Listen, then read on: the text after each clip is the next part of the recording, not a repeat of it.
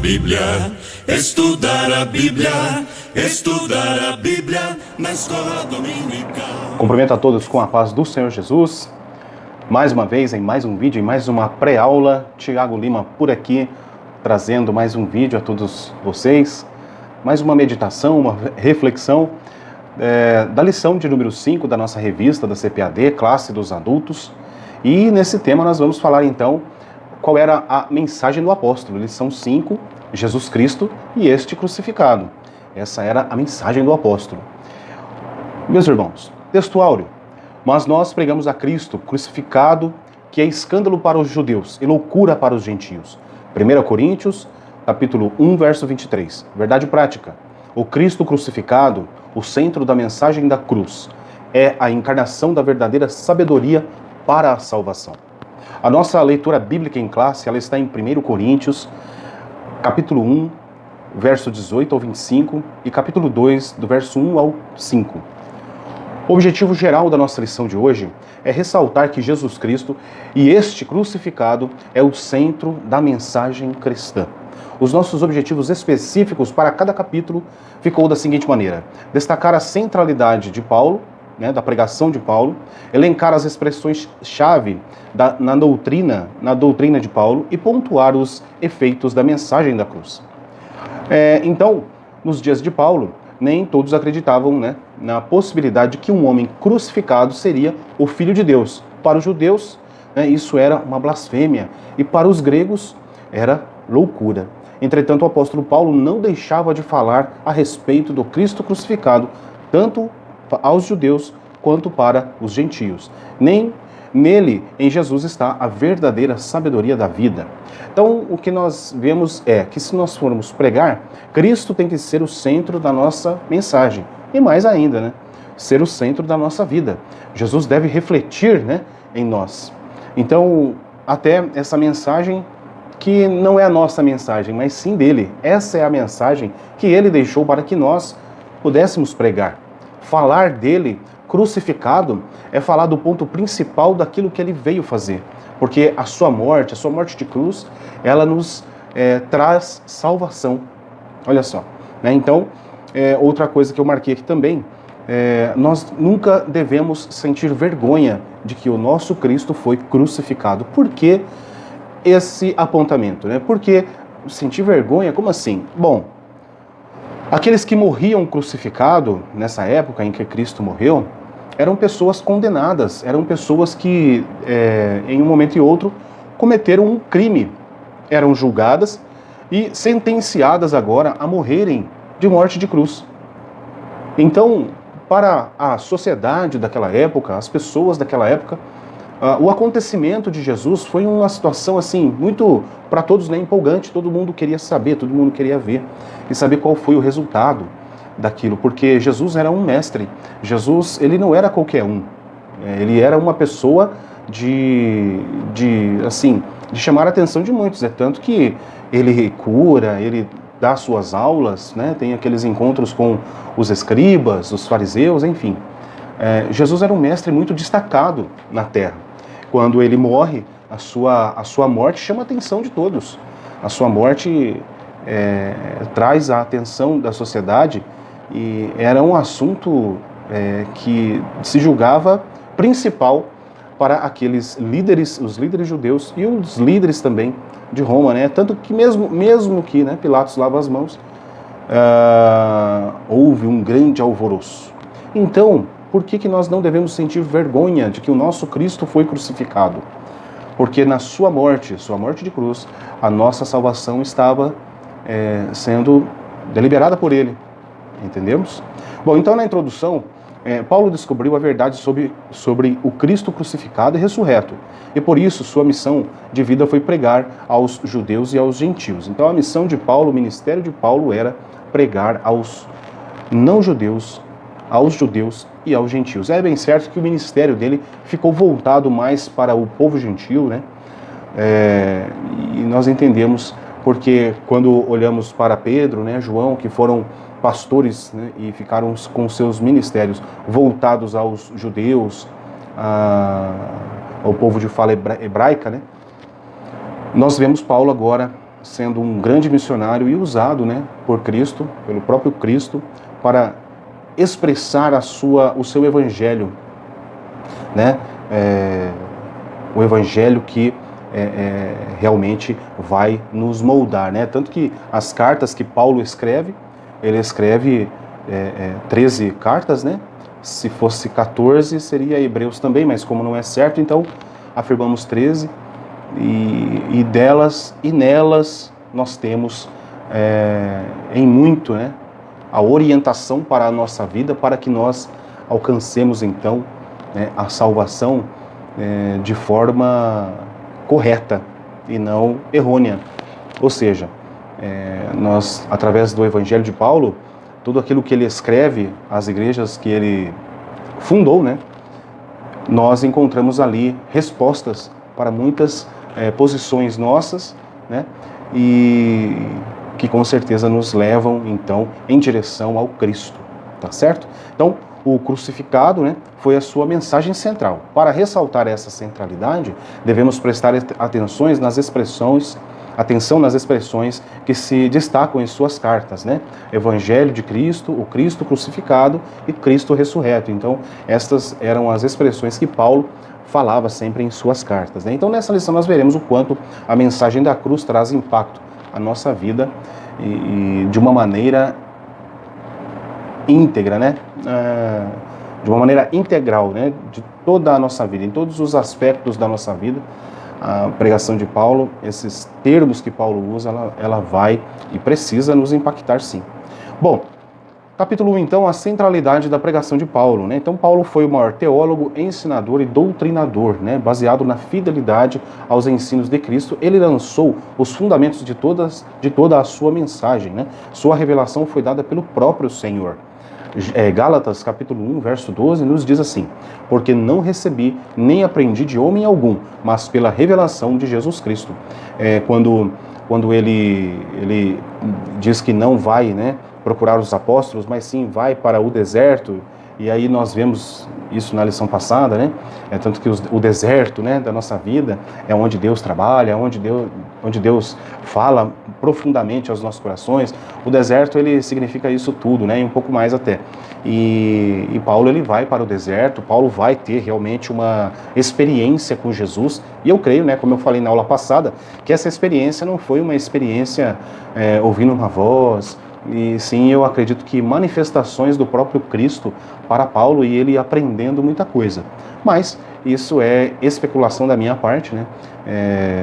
Tanto que eu comento isso no outro vídeo, se você não viu, dá uma olhadinha lá, né? Mas então a lição nessa lição, o texto aqui, o assunto vai falar que a sua revelação foi dada pelo próprio Senhor, né? E usa justamente Gálatas 1:12, que é o versículo que nós falamos lá, porque ele não aprende de homem algum, né? E aí, se a gente deixar se levar por alguma escrita mal entendida, nós vamos começar a pregar, né, ensinar errado e dizer que as nossas reflexões, né, que nos levam a algum lugar. Ou seja, Paulo, ele não simplesmente foi refletir lá no deserto, né? Ele foi para o deserto, sim, foi para uma região inóspita e tudo, e teve sua experiência. Agora, não foi porque ele ficou refletindo em tudo aquilo que ele já sabia, e o que aconteceu, o que Jesus... Não, com certeza ele teve ali um encontro com Deus, um encontro com Jesus de uma forma mais profunda,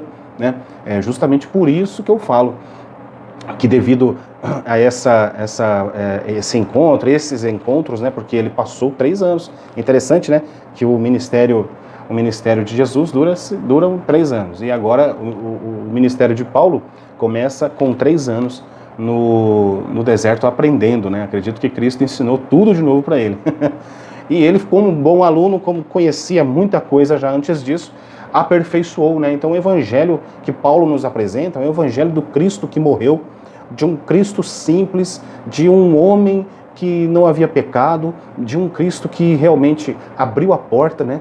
É realmente o caminho para nós, não que porque ele disse, mas porque Jesus já disse isso, mas agora ele compreende essas lições no deserto, esse período onde ele ficou afastado dos holofotes, das reuniões, né, onde poderia se falar, enfim. E ele aprende tudo isso e passou para nós, escreveu tudo, né? Escreveu muita coisa, e isso tudo, por isso que eu falo que essa experiência de Paulo com Jesus foi uma experiência muito profunda e, assim, completamente, como eu diria, não natural, né? Mas algo como aconteceu no caminho de Damasco, do próprio Cristo se revelando a ele. Porque se não fosse, né? Penso eu, se não fosse, o Evangelho de Paulo, as cartas de Paulo não teria tanto valor, né? E essa palavra também não transformaria vidas, não é verdade? Nós sabemos que a palavra que transforma é a palavra de Jesus. É o Evangelho, são os princípios, são os prumos ali para os caráteres, né? Mas Paulo também contribui muito com isso. E se não fosse do céu essa escrita, com certeza não haveria poder nelas, mas há poder sim, né? Toda a palavra, toda a Bíblia Sagrada, a Escritura Sagrada, há poder de Deus, né? Para transformar e mudar a vida do homem e moldar a vida do homem, tá certo? Então, através desse ministério, todos puderam estar chegando ao conhecimento de que a sabedoria de Deus se manifestou através do Cristo crucificado. Muito bem, porque era uma coisa assim, complicada para aquele povo naquela época entender e compreender isso. Então torna-se um pouco de repetitivo essa coisa que para nós hoje, né, a informação da maneira que chega para nós, a facilidade que a informação chega para nós, já vem tudo muito explicado. Hoje nós temos aqui diversas ferramentas, a internet, com a internet então nem se fala. Mas até mesmo antes, né, antes disso, com livros, enfim, literatura, nós compreendemos melhor isso, mas antigamente, na época em que os livros estavam sendo compostos, não existia uma compreensão totalitária da igreja quanto à ressurreição, quanto à doutrina da salvação, a soteriologia, enfim, não existia nada disso. Era simplesmente o início ali. Então, quando Paulo vem escrevendo, e ele começa, né, que coisa, né, acredito que ele não vislumbrava isso. O que você acha? Você acha que Paulo vislumbrava?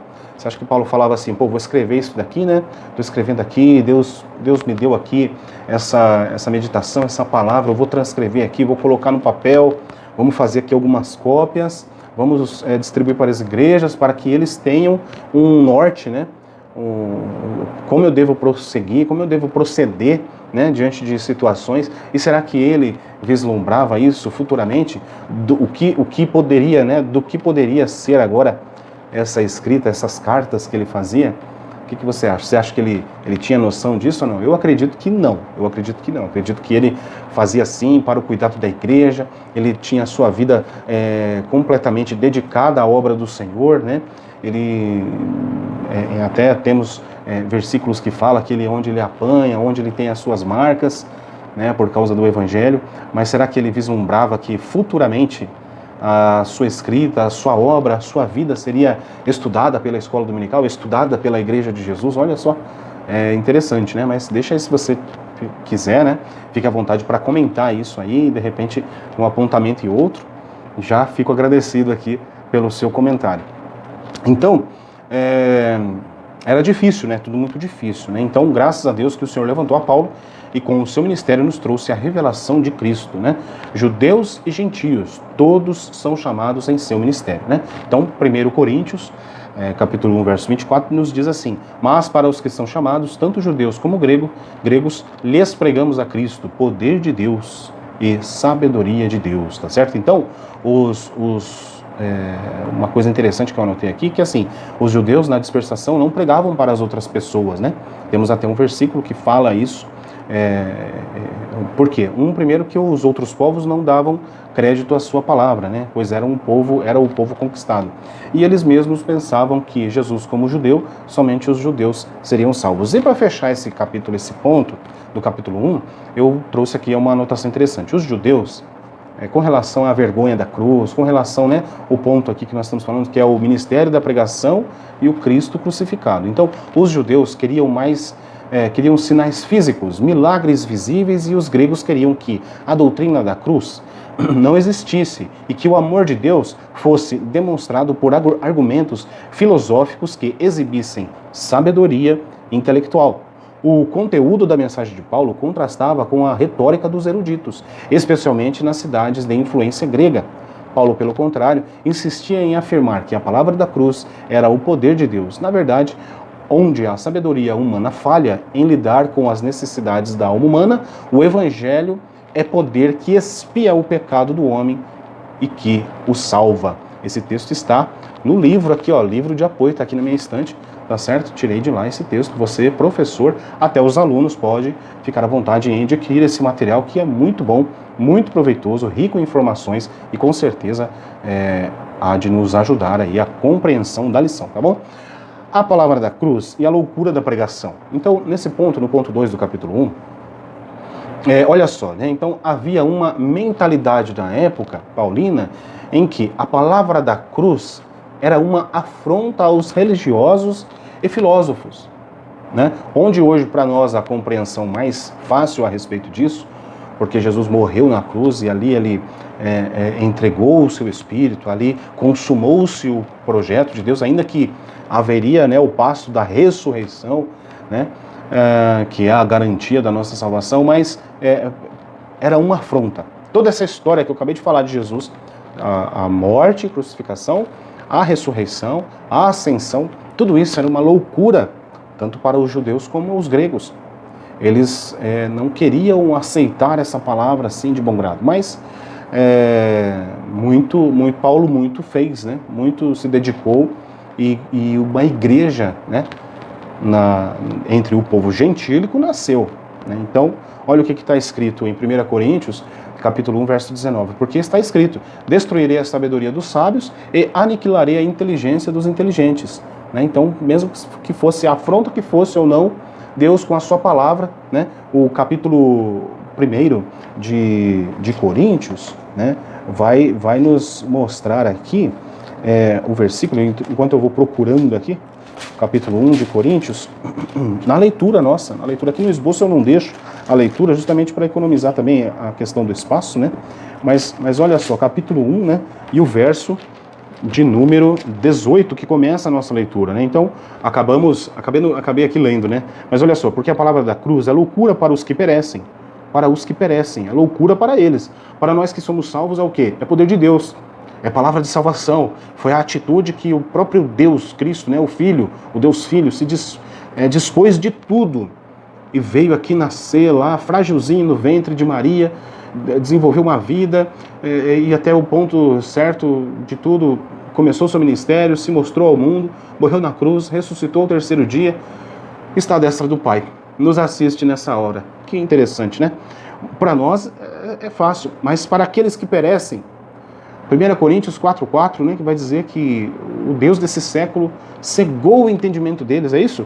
Então diz assim, ó, porque a palavra da cruz é loucura para os que perecem, mas para nós que somos salvos é poder de Deus, porque está escrito: destruirei a sabedoria, repetitivo, a sabedoria dos sábios, aniquilarei a inteligência dos inteligentes. Onde está o sábio?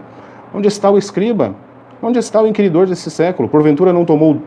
Porventura, aqui que eu queria chegar, porventura não tomou Deus não tornou louca a sabedoria deste mundo? Visto como na sabedoria de Deus, o mundo não conheceu a Deus pela sua sabedoria, aprove Deus salvar os crentes pela loucura da pregação. Olha, porque os judeus pedem um sinal e os gregos buscam sabedoria, mas nós pregamos a Cristo crucificado, que é escândalo para os judeus e loucura para os gregos. Tudo na contramão do mundo, né? Tudo na contramão do mundo. Já percebeu isso? Que o Evangelho, ele tem isso a todo instante, tudo na contramão. Tudo aquilo que o mundo fala que é normal, quando você vai olhar no Evangelho, não é normal.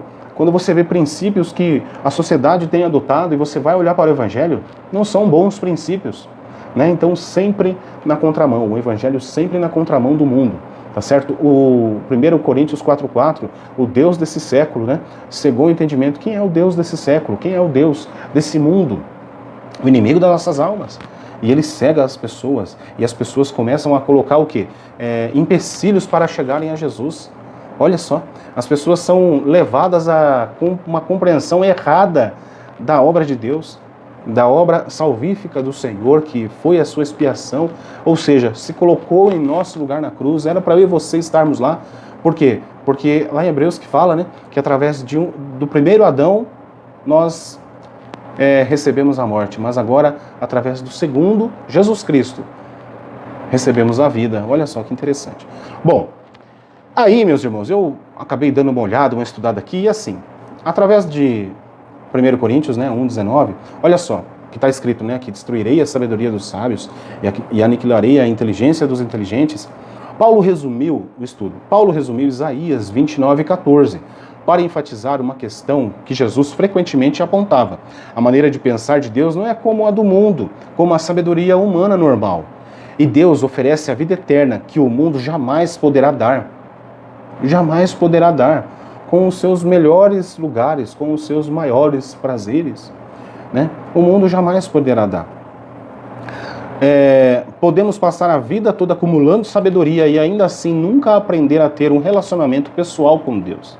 Só através de Jesus, só através de Cristo, com o Espírito Santo nos ajudando, nos direcionando nisso. Devemos nos voltar para o Cristo crucificado e ressurreto para receber a vida eterna e a alegria de um relacionamento pessoal com o nosso Salvador.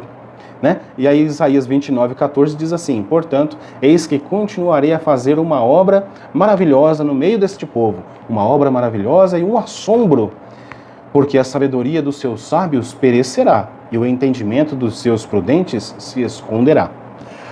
A 1 Coríntios, capítulo 1, verso 18, na tradução A Mensagem, ela nos diz assim: a mensagem que aponta para Cristo na cruz parece tolice para os que caminham para a destruição, mas para quem está no caminho da salvação faz todo o sentido.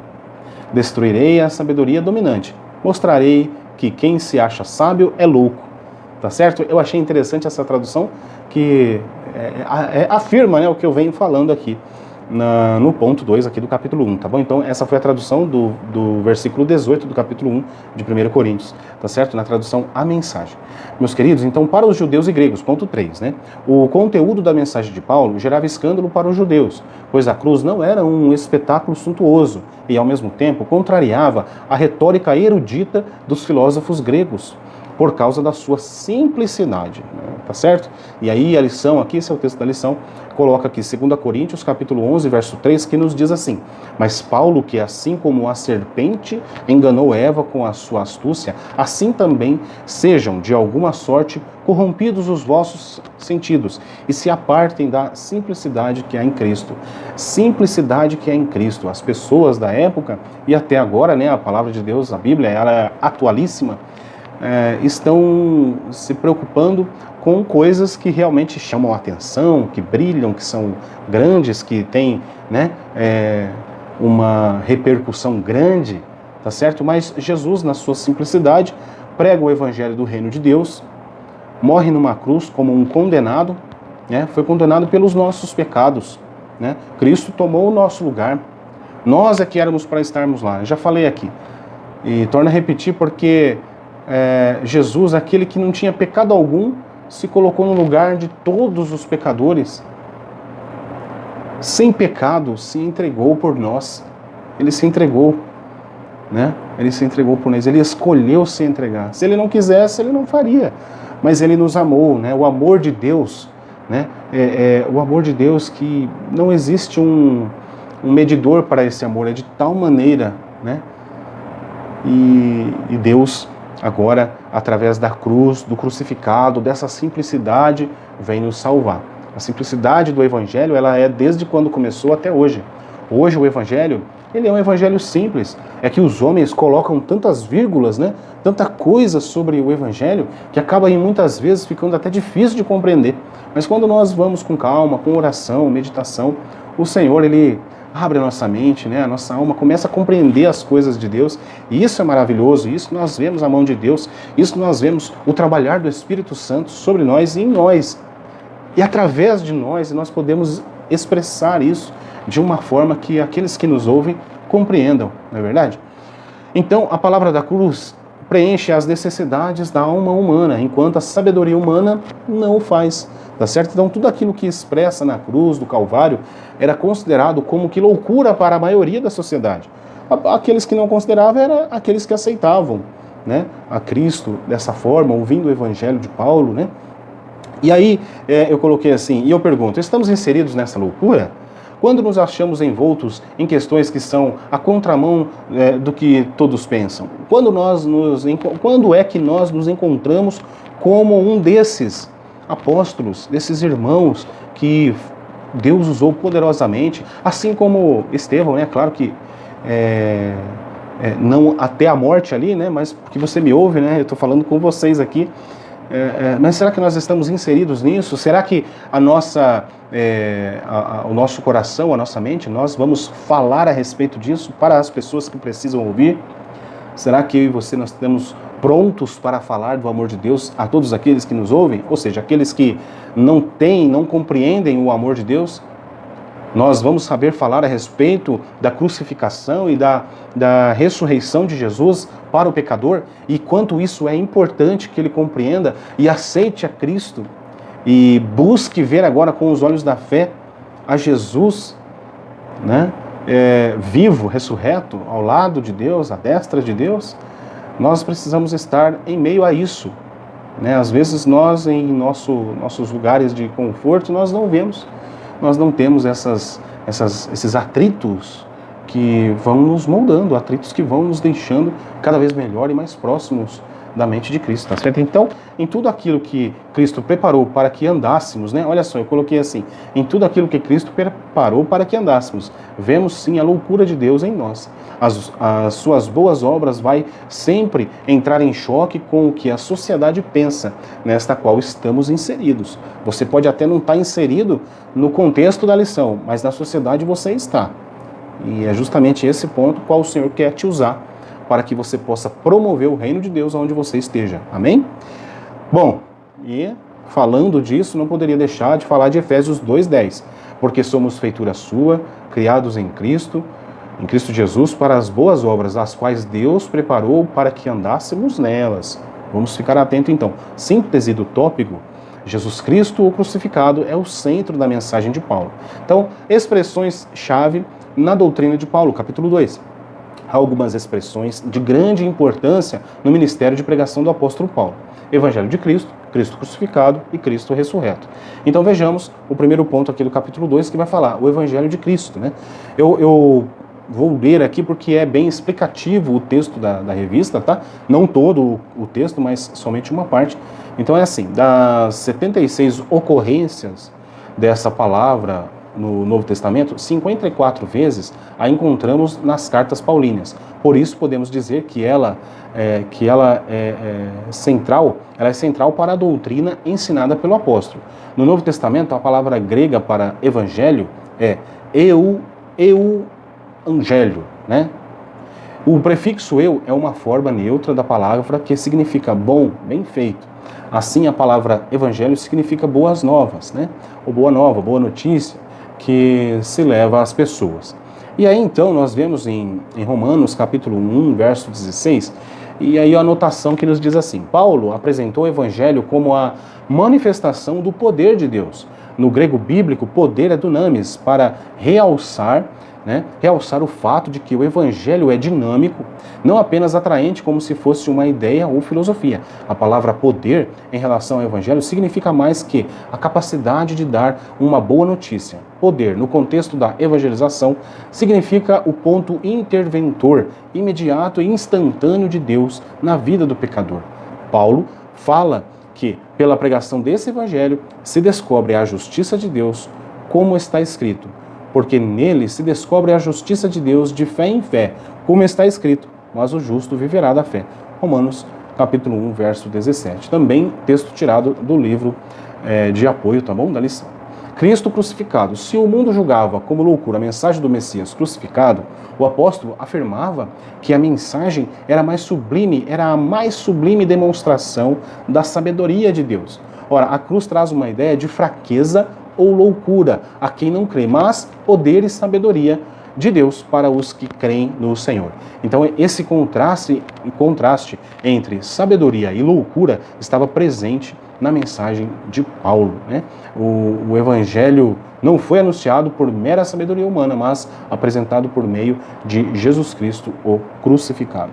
Porque nada me propus saber entre vós, senão a Jesus Cristo e esse crucificado. Mais uma vez, com relação aqui ao Cristo crucificado, que era uma das expressões, né? Sem dúvida, a centralidade da cruz na pregação e ensino de Paulo é o Evangelho, caracterizado em sua própria declaração. Mas nós pregamos a Cristo crucificado. Martinho Lutero comparou a teologia da glória, que alguns teólogos preferiam como uma teologia da cruz, uma vez que alguns teólogos relegavam a mensagem da cruz como algo vergonhoso.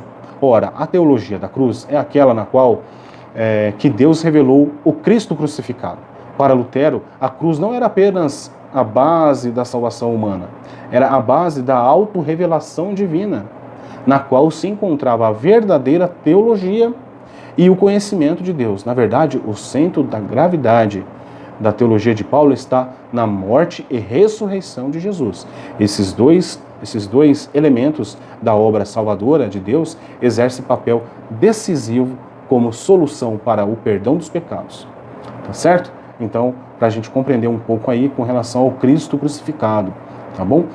Cristo ressurreto, né? Não há importância na morte de Cristo se Deus não o tivesse ressuscitado, tá certo? Não haveria importância alguma se Jesus não tivesse ressuscitado. Então, se Cristo tivesse apenas morrido e não tivesse ressuscitado, o Evangelho seria nulo. Mas foi a ressurreição que anulou por completo o domínio do pecado e propiciou a nossa justificação perante o Senhor. A cruz de Cristo não é de somenos importância na doutrina da expiação, porque é a ressurreição de Cristo que dá sentido à cruz. Olha, sendo esta o verdadeiro centro da gravidade da obra soteriológica de Deus. Tá certo? Muito bem, então, 1 Coríntios, capítulo 15, do 12 ao 17, nos diz assim: ora, se prega que Cristo ressuscitou dentre os mortos, como dizem algum dentre vós que não há ressurreição de mortos? Era uma pergunta de Paulo. E se não há ressurreição de mortos, também Cristo não ressuscitou. E se Cristo não ressuscitou, logo é vã, né, a nossa pregação. E também é vã a vossa fé. Ficou sem sentido. E assim, somos também considerados como falsas testemunhas de Deus, pois testificamos de Deus que ressuscitou a Cristo, ao qual, porém, não ressuscitou, se, na verdade, os mortos não ressuscitam. Porque se os mortos não ressuscitam, também Cristo não ressuscitou. E se Cristo não ressuscitou, é vã a nossa fé, ainda permaneceis nos vossos pecados. Então, o que Paulo explica é o quê? Que a maioria dos gregos não acreditava que o corpo das pessoas seria ressuscitado depois da morte, né? Eles viam a vida após a morte como algo que aconteceria somente com a alma. De acordo com os filósofos gregos, a alma era a pessoa real, encarcerada em um corpo físico. Com a morte, a alma era liberta. Pensavam que a imortalidade do corpo não existiria, né? Mas que a alma entraria em um estado eterno. O cristianismo, ao contrário, afirma que o corpo e a alma serão unidos após a ressurreição.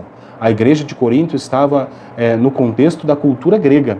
Desse modo, muitos crentes tinham dificuldade de acreditar em uma ressurreição física. Paulo escreveu esta parte de sua carta para esclarecer a situação a respeito desse assunto, tá certo? Então, como eu já havia falado, né, a dificuldade das pessoas em compreender, né, a fé ela vem pelo ouvir, e ouvir da palavra de Deus. Muito bem, eu acredito, eu creio, realmente, Jesus ele veio, né, desenvolveu seu ministério, morreu na cruz e ressuscitou. Mas como é isso? Então, para explicar, né, para fazer com que os coríntios e todos os outros povos compreendessem essa doutrina, Paulo teve que escrever muito, trabalhar muito, para que houvesse esse consenso de todos. Capítulo 3, os efeitos da mensagem da cruz. Então, uma vida no poder de Deus. Então, a mensagem da cruz é a mensagem de poder, tá certo? 1 Coríntios 1,18. É a mensagem de poder. Até no próximo capítulo nós vamos falar a respeito, né, do poder aí, olha lá, Paulo no poder do Espírito, né? A lição 6, né? Paulo no poder do Espírito. Muito bem. E nessa lição nós vamos tratar aqui, ó, pregando a Cristo no poder do Espírito, né? Olha só, são uma excelente lição também para a próxima aula, o próximo vídeo. E o que quer dizer isso? Uma vida no poder de Deus. O que quer dizer isso, né? Eu aqui falando no meu vídeo aqui, você me ouvindo, é só uma compreensão, né? É só assim, falar, não, eu entendi a lição, eu compreendi, a gente viu os versículos, você viu aí, você nos trouxe aí umas anotações, uns esboços e tal, e tudo bem, eu compreendi, mas não é simplesmente isso. Porque a operação do Espírito Santo, ela está em meio ao quê? As palavras quando são ditas. Então as palavras, elas não são ditas de qualquer forma, não podem ser ditas por qualquer um, né? É bem certo que Deus escolhe a quem Ele quiser e usa a quem Ele quiser, mas há poder na palavra de Deus, né? A Escritura como um todo, existe um poder de Deus quando ela é lançada. Até lembrei agora, olha só, de Isaías, gosto muito, Isaías 55, né? Deixa eu ver se é isso aqui. Isso mesmo, olha só, Isaías 55, do verso 10 aqui, olha só. É muito bonito, né? O 8, 9, né? Mas vamos ler aqui o 8, olha que interessante. Porque os meus pensamentos não são os vossos pensamentos, nem os vossos caminhos, os meus caminhos, diz o Senhor. Porque assim como os céus são mais altos do que a terra, assim são os meus caminhos mais altos do que os vossos caminhos, e os meus pensamentos mais altos do que os vossos pensamentos. E agora é o ponto que eu gostaria de chegar. Porque assim como descem a chuva e a neve dos céus, e para lá não tornam, mas regam a terra e a fazem produzir e brotar, e dar semente ao semeador e pão ao que come, assim será a palavra que sair da minha boca. Ela não voltará para mim vazia, antes fará o que me apraz, e prosperará naquilo para que a enviei. Poder de Deus. Olha aí, um exemplo para a gente poder entender, né? O ponto está falando aqui, uma vida no poder de Deus. O que é isso? Só ter a compreensão de que Jesus e tal? Não, mas entender que essa mensagem, essa palavra da ressurreição, desse amor que é envolvido, o amor de Deus que é envolvido e que levou a Jesus a se entregar por nós na cruz, né? É isso que traz, né, chama a atenção do pecador. E nessa palavra manifesta-se o poder de Deus, que tem poder de transformar uma vida, certo? Sua vida foi transformada por Cristo, a minha foi por Cristo, a minha foi transformada por Cristo. Deus me salvou, né? Deus me chamou e aqui estamos, graças a Deus, louvado seja o nome do Senhor. Então, os milagres de salvação, cura e libertação devem acompanhar a nossa vida no serviço do reino de Deus. Muito bem. Então aqui que está falando o texto, mas o Senhor Jesus pode nos usar como instrumentos para salvar o pecador, curar enfermos, libertar as almas dos demônios. Ok, a gente compreende isso, mas como? Porque na sua palavra há poder. Olha, quando eu não sei se você já teve essa experiência, mas quando de repente você puder estar num ponto de ônibus e falar de Jesus para alguém, você pode ter certeza que outras pessoas vão parar para te ouvir. Porque Deus tem um compromisso com a sua palavra. A sua palavra não é dita. Como eu li, quando a palavra de Deus ela é liberada, ela cumpre o seu objetivo. A chuva, ela cai e produz frutos. Assim é a palavra de Deus. Quando ela chega no ouvido do pecador, atinge o coração dele, que é a terra, essa semente, ela gera frutos também. Então nós precisamos estar na nossa posição de servos, de arautos do Senhor, não é verdade? De ministros do Senhor, para poder estar sim falando a muitas vidas do amor de Jesus, do amor de Cristo, da crucificação, da ressurreição, desse momento que nós estamos passando na escola dominical, né? Olha, os efeitos da mensagem da cruz é a conversão, é a salvação de almas, né? Tá certo? Então, a mensagem que pregamos não é filosofia humana, olha, muito bem, não é filosofia humana, é por isso, mas o poder divino para a transformação da vida de quem crê no Evangelho, tá certo? E em Romanos 10, 17 diz, de sorte que a fé vem pelo ouvir e ouvir a palavra de Deus, fale sempre da palavra de Deus, tá certo? E Isaías ousadamente diz, fui achado pelos que me não buscavam, fui manifestado aos que por mim não perguntavam, né? Romanos 10, 20. Deus ofereceu a salvação aos gentios, aos que não o buscavam. Assim, muitos que nunca tinham ouvido falar do Messias encontraram-no e creram nele. Algumas pessoas religiosas são espiritualmente cegas, enquanto outras que nunca estiveram em uma igreja são mais sensíveis à mensagem de Deus, como as aparências enganam, e não podemos ver o coração das pessoas. Tome cuidado para não fazer julgamentos precipitados sobre quem irá ou não responder positivamente às boas novas de salvação, tá certo? O ponto 2, já chegando aqui ao final, né, da lição, uma vida de humildade. A mensagem da cruz nos constrange a viver a humildade, né? Então você vive essa vida de humildade, né? Olha só o que diz Mateus 11, 29. Tomai sobre vós o meu jugo e aprendei de mim, que sou manso e humilde de coração, e encontrareis descanso para as vossas almas. Olha o que diz em Romanos 12, 16. Sede unânimes entre vós, não ambicioneis coisas altas, mas acomodai-vos às humildes, não sejais sábios em vós mesmos. E o temor do Senhor é a instrução da sabedoria. O temor do Senhor é a instrução da sabedoria. E, precedendo a honra, vai a humildade. O galardão da humildade, Provérbios 15, 33, esquecendo. O galardão da humildade e o temor do Senhor são riquezas, honra e vida. Provérbios 22, 4. E coloquei também 1 Pedro, capítulo 5, verso 5, que nos diz: semelhantemente vós, jovens, sede sujeitos aos anciãos,